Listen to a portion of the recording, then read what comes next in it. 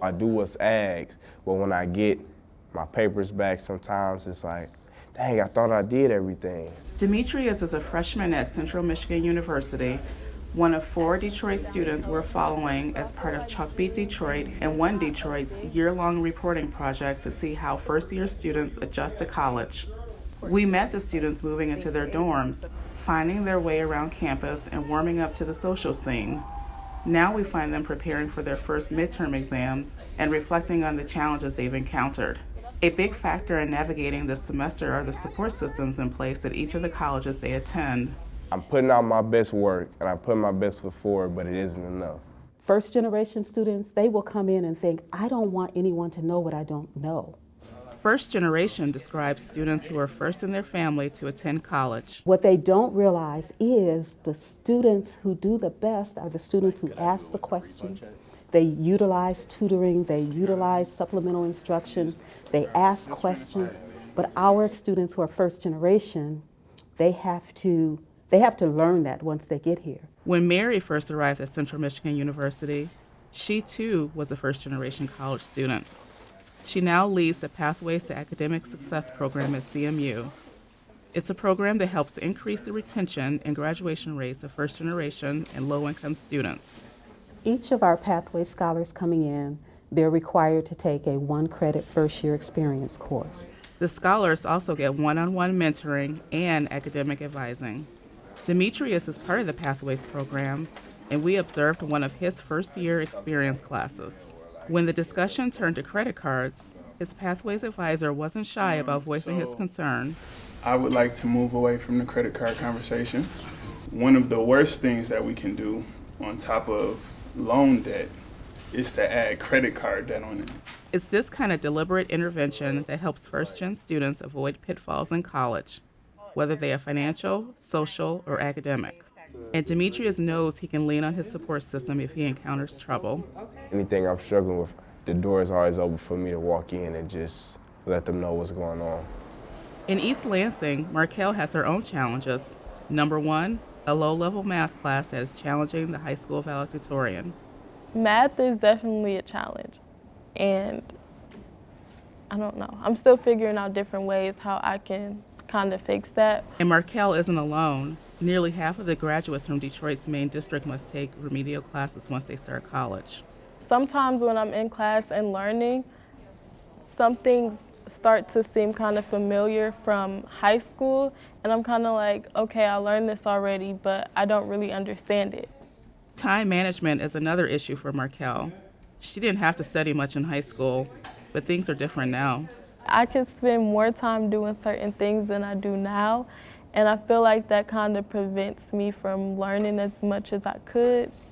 So that's something that I definitely need to work on. I do procrastinate a lot also, and that's very bad. That's something that I tried to fix before I got here, but I'm still trying to work that out. Unlike your high school experience where most of your classes, one right after the other, as a college student, you may have hours in between classes. How do you use that time?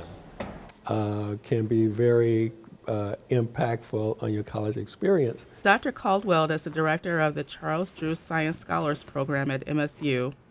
In it, Markel found an encouraging community.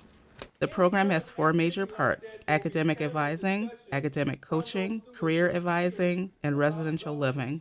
The residential piece is important. You may be the only person of color in your class. You may be the only woman in the engineering class.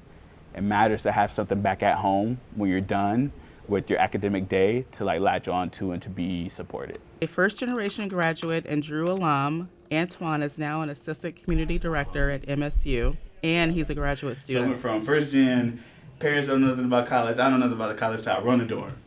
Come on. Of course I got some good stuff to say about MSU. Drew truly changed my life. From top down, they're extremely transparent, extremely caring. From the director, taking me to China, to the academic advisor, saving me from doing an extra year here. Markel also appreciates the guidance of her Drew-provided advisor. She helped me plan out the whole 5 years that I'm supposed to be here. It just kind of got me mentally prepared. Without the advising, students can very easily fall through the cracks.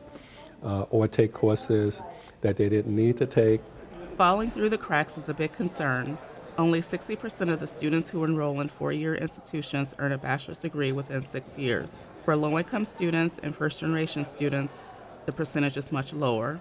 We think being connected, especially at a large university like Michigan State, is very important to student success and their overall well-being. Across campus, Keisha is forming a supportive connection through the Big Sister, Little Sister mentoring program. She's used to being the example for her younger siblings, but now she can look up to her big sister Kai, an aspiring surgeon. I'm used to being the one that set the rules and stuff like that, like being a role model, showing leadership, leading by example. Keisha, a human biology major, was considering changing her major to nursing. Kai is hesitant. I was going to change it to nursing and just minor in early human development. I don't think you should. I don't know.